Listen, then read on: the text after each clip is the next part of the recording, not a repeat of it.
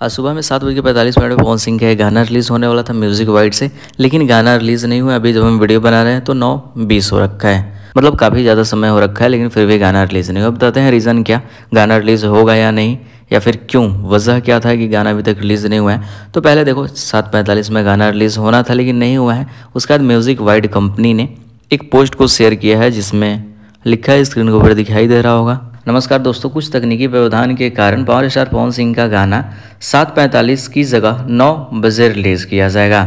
आप सबका प्यार आशीर्वाद बना रहे। और अभी स्क्रीन के ऊपर टाइम भी नज़र आ रहा होगा 9:21, यानी दूसरा टाइम भी फेल हो गया। एक तो 7:45 वाला और दूसरा 9 बजे वाला। आखिरकार ये कंपनी करना क्या चाहता है? 2 साल बाद तो खैर पवन सिंह का गाना रिलीज़ कर रहे हैं, इसमें भी ऐसा कुछ देखने को मिल रहा है। तो काफ़ी सारे लोगों का कहना है कि 1 अप्रैल है, यानी कि मूर्ख दिवस ही बोलते हैं, जो भी जैसा मतलब मूर्ख बनाया जाता है इस दिन। तो ऐसा होगी कहीं कंपनी वाला ही दर्शक को मूर्ख बना रहा होगा।